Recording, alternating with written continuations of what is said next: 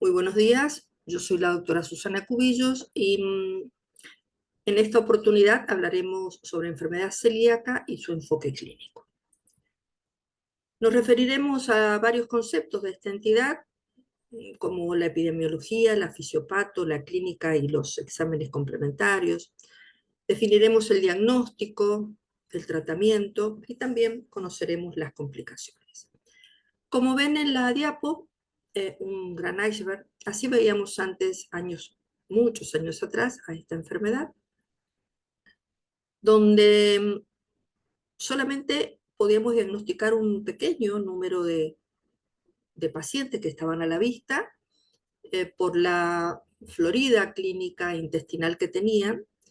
No conocíamos demasiado esta enfermedad, más que en niños, y nos quedaba un sinnúmero de pacientes seguros sin poder diagnosticar. Pacientes subclínicos y demás, o no gastrointestinales. Gracias al adelanto de los exámenes complementarios y demás, hoy en día se puede diagnosticar en forma bastante sencilla esta enfermedad.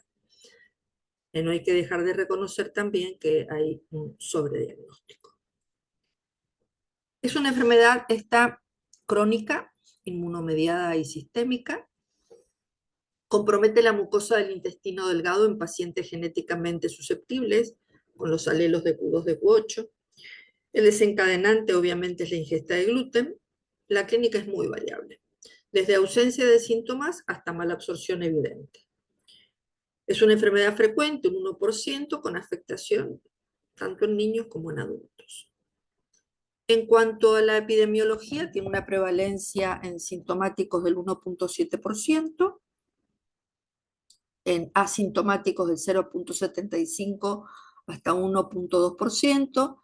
Existe una población de alto riesgo con una prevalencia de 4.5 y 15%, entre ese rango.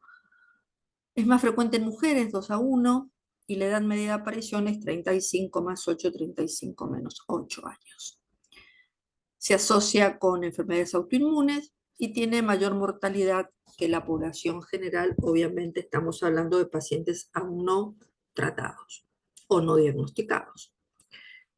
En cuanto a la patogénesis de esta enfermedad, sabemos ya que es el resultado de una interacción entre el gluten, factores inmunológicos, genéticos y ambientales. El gluten es un conjunto de proteínas que poseen algunos cereales. Estas proteínas se llaman prolaminas y en el trigo reciben el nombre de gliadina y glutenina, en la cebada de ordeína y el centeno secalina. La avena genéticamente está muy distante de esto, contiene avenina y raramente desencadena la enfermedad celíaca. En los países limítrofes al nuestro y en el resto del mundo existe la avena libre de gluten. En cuanto a la patogénesis de esta enfermedad, la gliadina es pobremente digerida en el tracto gastrointestinal. Los péptidos de gliadina pueden atravesar el epitelio por vía ya sea transcelular, paracelular y también ligados a inmunoglobulina secretora. El péptido más inmunogénico es el alfa-2-gliadina 33-mer. En la lámina propia, los péptidos de gliadina son deaminados mediante la transglutaminasa tisular 2, pudiendo interactuar así con las células presentadoras de antígeno. En la enfermedad hay alteraciones de la inmunidad innata y adaptativa. En cuanto a la respuesta innata, hay una sobreexpresión de interleuquina 15 y la activación de linfocitos NK.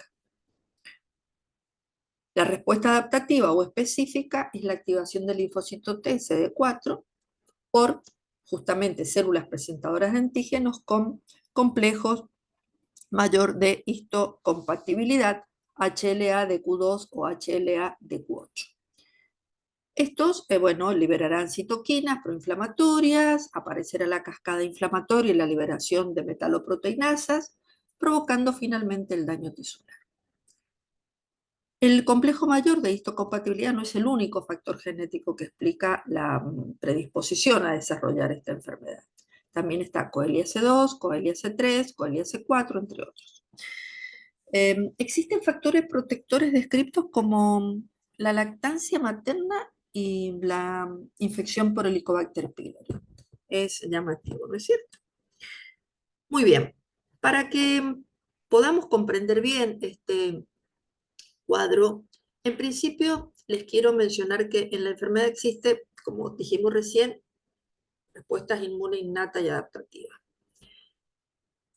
La innata se caracteriza entonces por la sobreexpresión de interleuquina 15, por los enterocitos que determina la activación de los linfocitos intraepiteliales del tipo natural killer. Estos linfocitos ejercen su acción citotóxica sobre los enterocitos, que están expresados por el complejo mayor de histocompatibilidad tipo 1, siempre en situaciones de inflamación. La respuesta adaptativa es liberada por linfocitos TSD4, estoy haciendo una mínima ampliación de lo dicho anteriormente, de los linfocitos TSD4 antigliadina que se activan al interactuar con el péptido en el contexto de las células presentadoras de antígenos con complejo mayor de histocompatibilidad, de Q2, de Q8. Expresando citoquinas proinflamatorias, especialmente el interferón, y aquí todo lo anterior genera una cascada inflamatoria con liberación de metaloproteinasas y otros mediadores que inducen a la hiperplasia de criptas, al daño de las vellosidades. Ambos tipos de respuesta inmune, determina el daño del intestino delgado caracterizado por infiltración de estas células inflamatorias crónicas, la lámina propia y el epitelio, y obviamente la atrofia vellositaria. Entonces, haciendo hincapié en esta diapo, decimos que el gluten es digerido en el lumen y el ribete en cepillo de las intestinal es digerido a péptidos, principalmente la gliadina. La gliadina induce cambios a través de la inmunidad innata en el epitelio y de la inmunidad adaptativa en la lámina propia. En el epitelio, el daño provoca sobreexpresión, como dijimos, de la interleuquina 15. Activa los linfocitos intraepiteliales. Estos se tornan citotóxicos, dañan los enterocitos que expresan las proteínas de estrés en su superficie. En situaciones de aumento de la permeabilidad intestinal, como por ejemplo las infecciones, la gliadina entra a la lámina propia, donde es deaminada por esta enzima transglutaminasa tisular, permitiendo la interacción con el HLA de Q2 o el de Q8, de la superficie de estas células presentadoras de antígeno. La gliadina es presentada entonces a los linfocitos TSD4, resultando en mayor producción de citoquinas que causan el daño. Todo esto lleva a la atrofia vellositaria, a la hiperplasia críptica y a la expansión de los linfocitos B con la consecuente producción de anticuerpos. Muy bien. En cuanto a la clínica, a ver, la clínica está representada por un amplio espectro de manifestaciones. Manifestaciones gastrointestinales inespecíficas que muchas veces se superponen con el síndrome de intestino irritable. Más de una vez se diagnostica síndrome de intestino irritable y es una enfermedad celíaca o viceversa. En el consenso de Oslo se realizó esta clasificación. Existe la enfermedad celíaca, entonces, asintomática, diagnosticada con serología y biopsia en pacientes sin síntomas, equivalente al concepto de enfermedad celíaca silente que existía antes. La enfermedad celíaca clásica, con síntomas de mala absorción, diarrea, esteatorrea, descenso ponderal e hipoalbuminemia, es otra, entre otras cosas, ¿no? La no clásica son los sintomáticos, pero sin síntomas de malabsorción, generalmente extraintestinales. La subclínica presenta manifestaciones bajo el umbral de detección por síntomas o signos clínicos que pueden corresponder, por ejemplo, a alteraciones de laboratorio. También está la sintomática, con síntomas clínicos evidentes gastrointestinales o extraintestinales, y la potencial, que son pacientes con serología positiva, pero con biopsia de intestino delgado normal. El consenso sugiere eliminar el uso de los términos típica, atípica, manifiesta, latente y silente. Y se queda con esta otra que yo les acabo de mencionar. Con respecto a las manifestaciones clínicas de la enfermedad celíaca, tienen un espectro bastante amplio, que va desde el síndrome de malabsorción con esteatorrea, desnutrición calórico-proteica, edema, letargia, en los casos extremos hasta la enfermedad simplemente asintomática. Sus manifestaciones gastrointestinales pueden ser bastante inespecíficas y se describen en realidad se describe que el 20 o al 50% de los pacientes con enfermedad celíaca cumplen con los criterios de Roma para síndrome de intestino irritable. De hecho, se recomienda descartar la enfermedad celíaca en aquellos pacientes en los que se sospecha el diagnóstico. Entonces, las manifestaciones clínicas de enfermedad celíaca pueden agruparse en menores y mayores. Las manifestaciones, el síndrome clásico de malabsorción es cada vez menos frecuente, dando paso a las manifestaciones abdominales sin diarrea, extraintestinales y a la enfermedad celíaca asintomática. ¿Cuáles son estas manifestaciones clínicas de la enfermedad? Muy bien, tenemos síntomas menores y síntomas mayores. Dentro de los síntomas menores, pacientes con molestia transitoria o específica o aparentemente no relacionadas, como por ejemplo dispepsia, distensión abdominal, alteraciones leves del tránsito intestinal similares al síndrome de intestino irritable, anemia de causa no precisada, fatiga aislada, hipertransaminemia de causa no precisada, infertilidad, alteraciones neurológicas centrales y periféricas, osteoporosis, talla baja, defectos del esmalte dental, aftas orales y la dermatitis herpetiforme de Turing. Entre los síntomas mayores encontramos pacientes con evidentes síntomas de mala absorción, como la diarrea, la esteatorrea y el bajo peso, y otras características de malnutrición como calambres, tetania, edema periférico debido a las alteraciones electrolíticas y la hipoalbuminemia.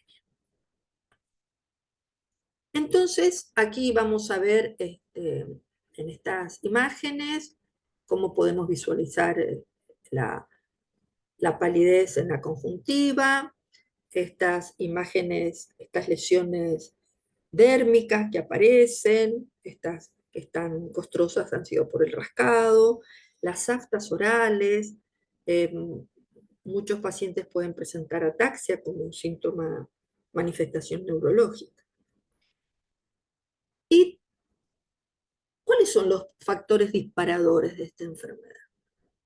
Existen muchos, pero en realidad una diarrea aguda, sea cual sea el origen, intervenciones quirúrgicas abdominales importantes, el embarazo y el puerperio.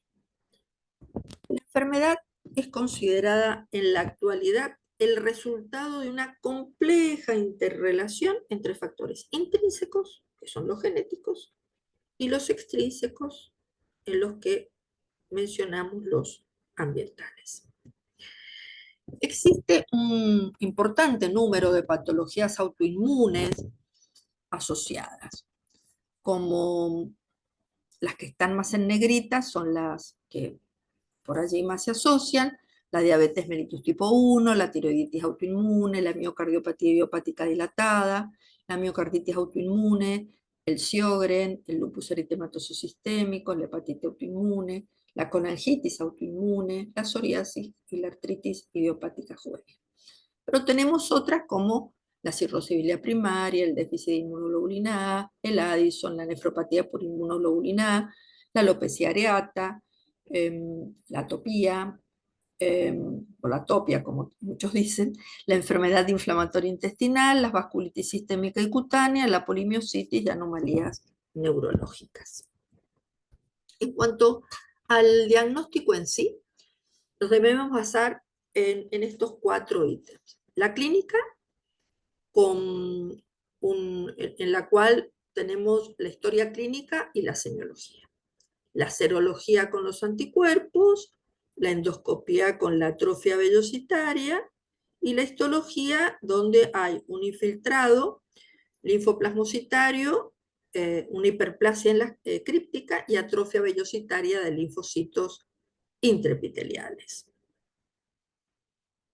En cuanto entonces al diagnóstico de los autoanticuerpos, porque tenemos, ya vamos a hablar del otro grupo, que también tenemos otros anticuerpos, que son los dirigidos a la gliadina, pero ahora, con respecto a los autoanticuerpos, tenemos la antitransglutaminasa tisular tipo IgA, que es el indicador serológico más importante.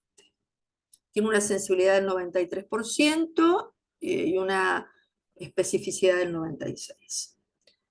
Es económico, tiene una alta especificidad y sensibilidad y es accesible de realizar en la mayoría de los laboratorios. Se recomienda que sea acompañado por la medición de inmunoglobulina A sérica total para descartar que el paciente no tenga un déficit selectivo de la inmunoglobulina A y por eso no se pueda poner de manifiesto este anticuerpo. Luego tenemos los anticuerpos, el anticuerpo antiendomicio, IgA, que se detecta por inmunofluorescencia indirecta. Es un método costoso y operador dependiente, no se utiliza como primera herramienta diagnóstica y tiene una especificidad del 100 y una sensibilidad del 80 al 98. Es muy importante, ¿no? Luego tenemos, como dije anteriormente, los anticuerpos dirigidos a la gliadina. Estos son anticuerpos dirigidos a péptidos de la gliadina deaminados. Son útiles los de tipo IgA e IgG. El rendimiento de la antigliadina de PG y GG en el proceso diagnóstico es mejor que el IgA. Y tenemos también los anticuerpos antigliadina IgA y IgG clásicos, tienen una muy baja sensibilidad y especificidad. Las guías actuales de diagnóstico no recomiendan su utilización. Se las menciono simplemente para que sepan que existieron, fueron útiles en su momento, pero suelen estar presentes en muchas enfermedades, no son específicas y en realidad en ancianos se ve bastante, también en algunas parasitosis. Todo paciente cuyo valor de anticuerpo antitransglutaminasa, IgA, sea mayor al valor de corte indicado por el fabricante, debe ser consultado o derivado directamente al especialista. Puede ser un gastroenterólogo o un clínico. La antitransglutaminasa tisular, IgA, son universalmente recomendados para comenzar el estudio diagnóstico de la entidad. La recomendación es utilizar anticuerpos de PG y GG en caso de deficiencia de inmunoglobulina A o como en realidad segundo test diagnóstico. ¿Cuál es el test serológico más apropiado como primera opción para el diagnóstico de la enfermedad celíaca?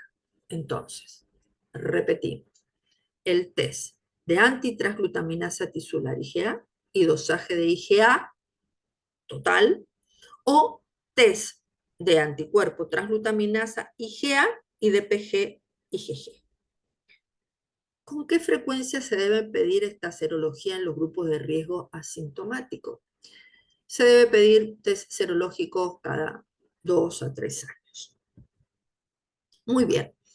Con respecto a la endoscopía, aparecen alteraciones endoscópicas como pérdida de pliegues mucosos, patrón en mosaico, pliegues festoneados, nodularidad,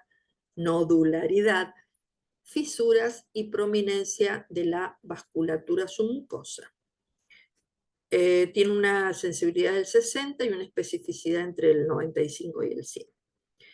Se recomienda la toma de 1 o 2 biopsias en el bulbo duodenal y al menos por lo menos 4 de duodeno posvulvar.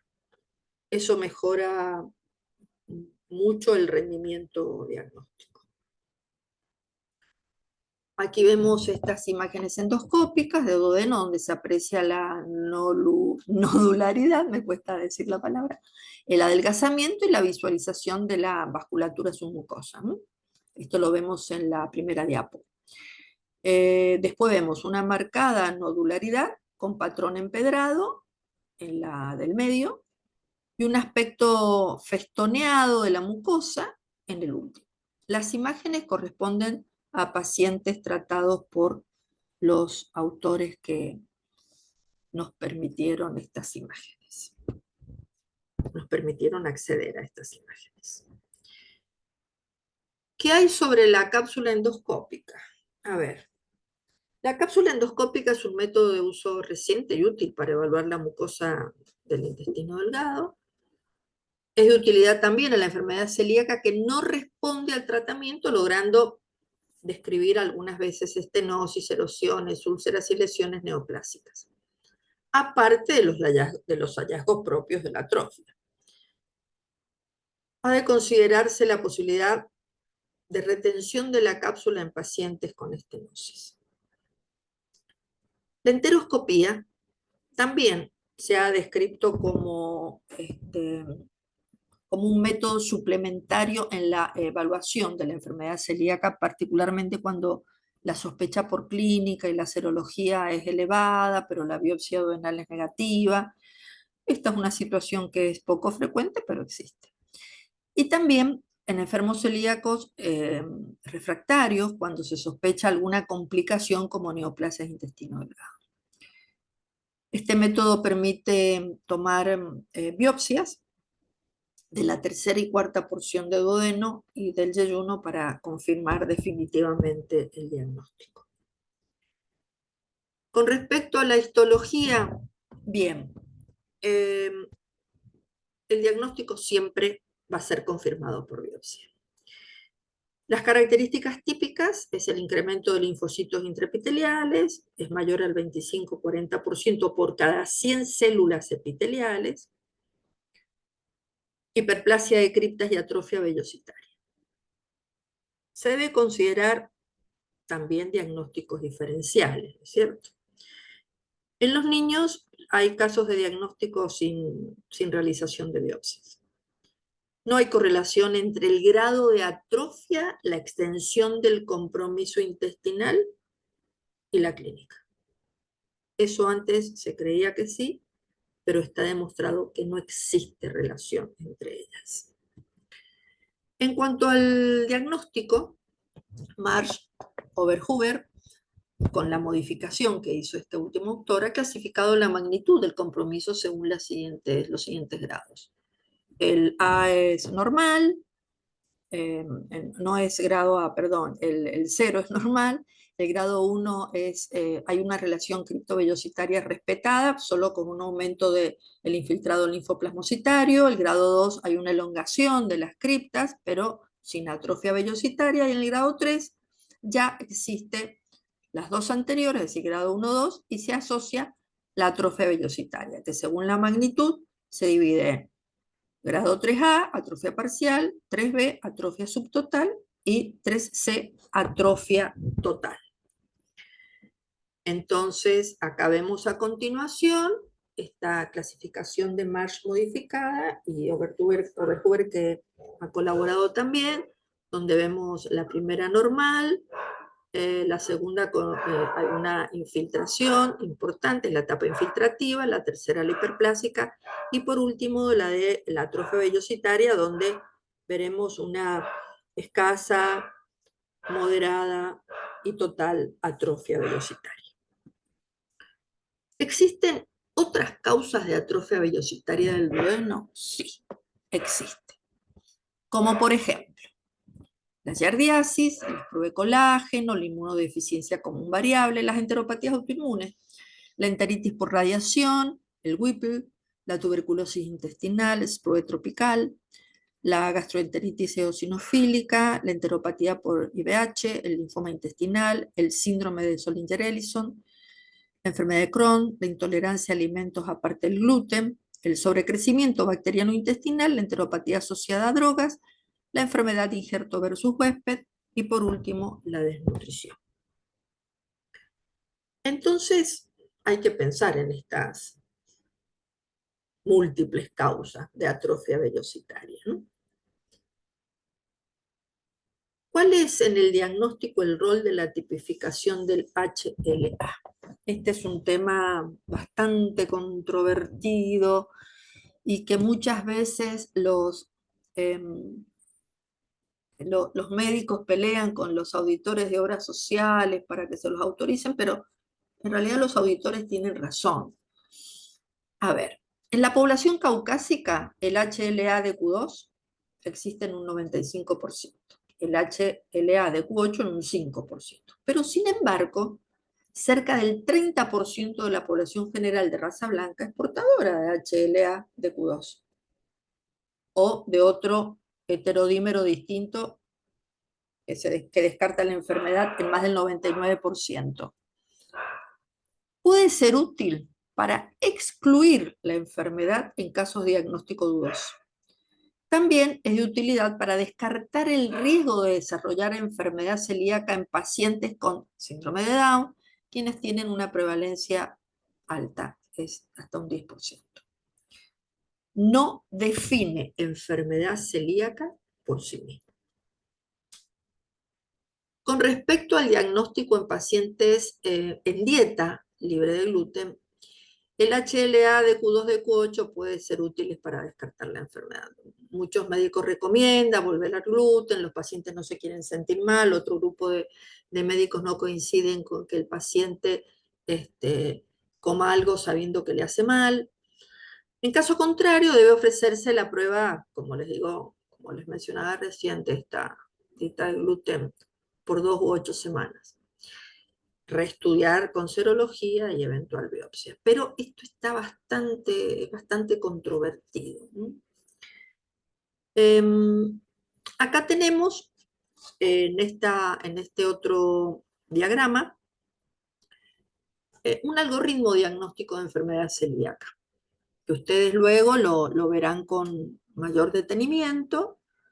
Es por serología, se entiende la inmunoglobulina A antitransglutaminasa tisular, la antiindomisio o antipéptido de gliadina de aminado en caso con niveles de inmunoglobulina A sérica normales. O la inmunoglobulina antitransglutaminasa tisular o antipéptido gliadina de aminado en casos con déficit de inmunoglobulina. Luego ustedes lo ven con paciencia, pero es muy didáctico. ¿Qué hay sobre las complicaciones neoplásicas de esta enfermedad? En general, mayor riesgo, estos pacientes tienen mayor riesgo de neoplasias intestinales y extraintestinales en un 1.29%. En realidad es una medida importante, es un número importante. El linfoma no Hodgkin tiene un hazard ratio de 4.8 y el cáncer de intestino delgado un hazard ratio de 1.85. El linfoma de células T asociado a enteropatía es diagnosticado en etapas avanzadas, es la principal causa de óbito de estos pacientes. Generalmente en yeyuno puede presentarse en ilion o en sitios extraintestinales. Es más prevalente en varones mayores de 60 años y la sobrevida en realidad es pobre, un 15 o un 20% de los años. La sospecha debe hacerse, cuando hay sospecha de una complicación neoplásica, debe hacerse un estudio más exhaustivo, solicitar un PET, una videocápsula y la enteroscopía de doble valor. ¿Qué hay sobre el tratamiento? Y el pilar del manejo no hay mucho para discutir, que es la dieta libre de gluten. Se deben evitar alimentos que contengan trigo, cebada y centeno.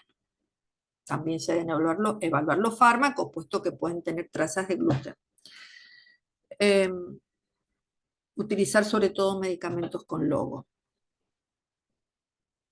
El alimento libre de gluten es un alimento que puede tener como libre de gluten cuando posee, se debe considerar como libre de gluten cuando posee menos de 20 partículas por millón.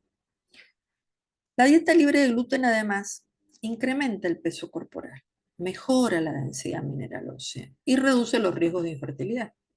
Los abortos espontáneos, el parto prematuro, los recién nacidos bajo peso, neoplasias y la mortalidad. Y la avena, y en nuestro país hay que evitarla por el riesgo de contaminación cruzada. Pero, como les dije al comenzar, en todo el mundo hay avena libre de gluten. Acá habría que cambiar hasta las leyes porque, tac, es trigo, avena, cebada, centeno. Es decir, que hay que cambiar todos los logos y esto es bastante engorroso. Hay que buscar nuevas estrategias terapéuticas.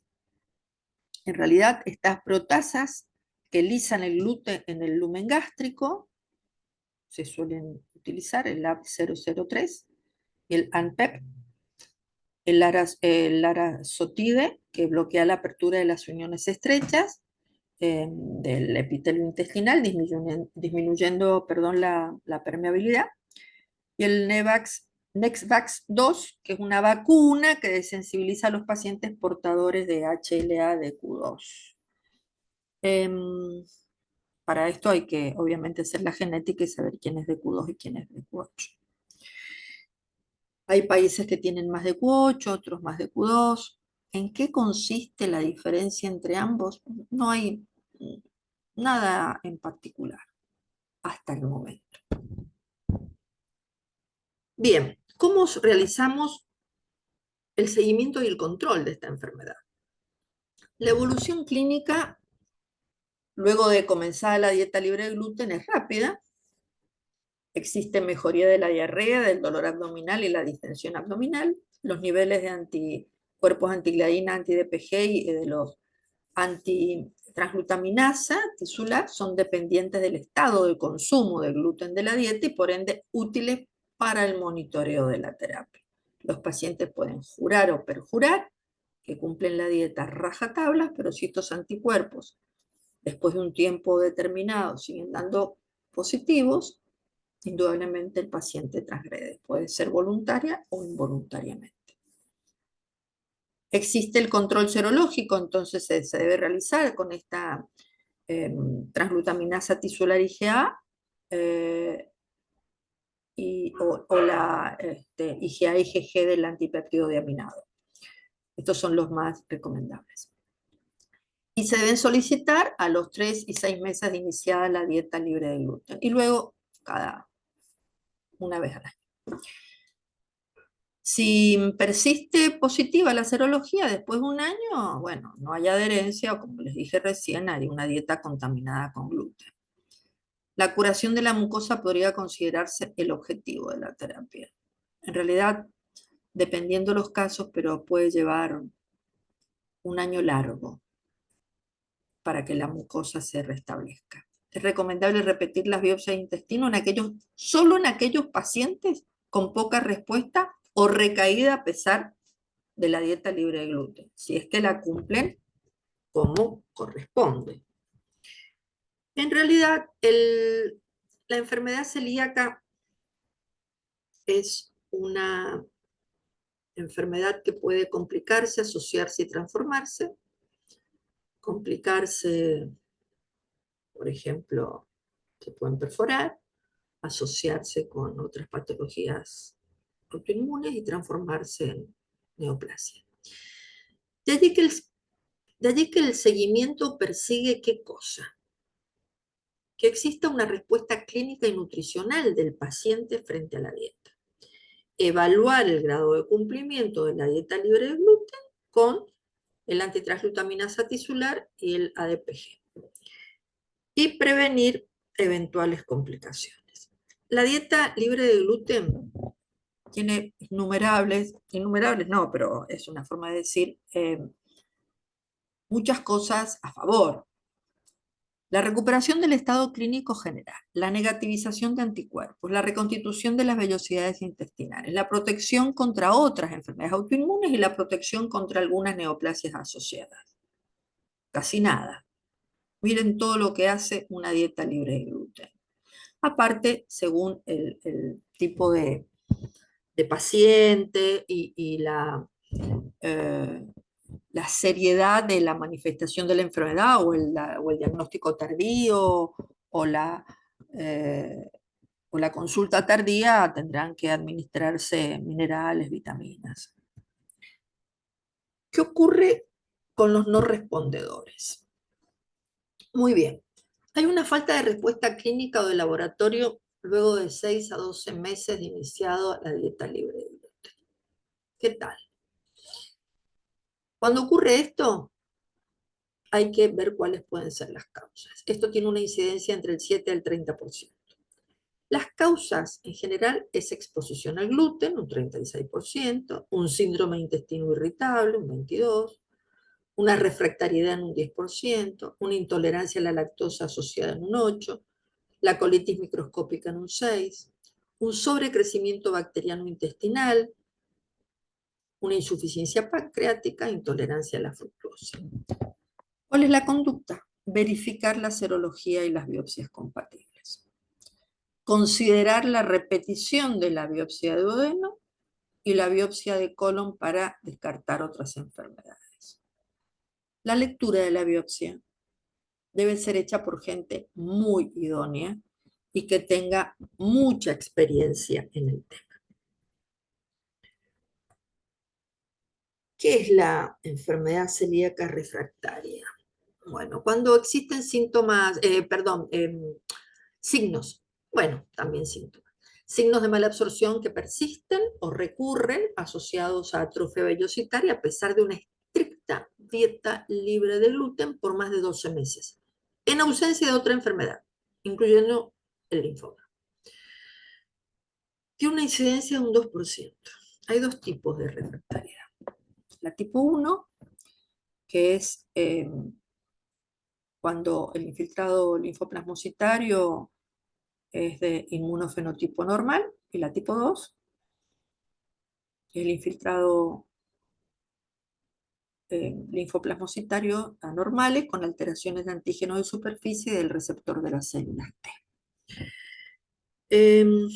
No es muy sencillo de comprender, esto debe ser manejado por gente muy idónea en el tema, pero existe. Por suerte, bueno, la incidencia no es menor, ¿no? Es del 2%, pero bueno, al que le toca, para el que lo tenga es el 100%. La presentación clínica del tipo 2 es la más severa. Presentan ulceraciones de duodeno y asociación con gastritis linfocitaria, tiene mayor riesgo de linfoma de intestino delgado y otros órganos, en un 37 versus 14%. Y menor sobrevida entre el 44 y el 93% versus el 93% a 5 años. No hay estudios comparativos sobre su tratamiento. Tradicionalmente se dan esteroides sistémicos y azatioprina. Como tratamientos alternativos existen la budesonida, la mesalazina, la mercaptopurina, metrotexato, ciclosporina, anticuerpos antifactor de necrosis tumoral y cladribina. Algunos son más efectivos que otros. pero tienen que estar manejados por gente, obviamente, muy idónea en el tema. Por último, les quiero presentar perdón, esta diapo, donde se habla, es una tabla de diferenciación de enfermedad celíaca, alergia al trigo y la sensibilidad al gluten no celíaca. Vieron que se escucha mucho intolerancia al gluten, intolerancia al gluten. Hay muchos pacientes que deciden hacer la dieta sin gluten porque se sienten mejor, otros porque tienen cierta intolerancia al gluten sin ser alérgicos, ¿no? Entonces, fíjense cómo uno va comparativamente viendo esta diapo y va viendo que en qué difieren. Y en los anticuerpos, en la biopsia de duodeno, eh, el tratamiento. Pero denle una mirada porque es interesante. La alergia al trigo específicamente eh, es alérgica, es alergia, no es una enfermedad autoinmune. Mientras que la sensibilidad al gluten no celíaco es no autoinmune, no alérgica. Es lo que se llama actualmente la intolerancia al gluten. Es la sensibilidad al gluten no celíaca. Muy bien. Eh, Espero que hayan comprendido bien este tema y que les haya sido de utilidad. Gracias.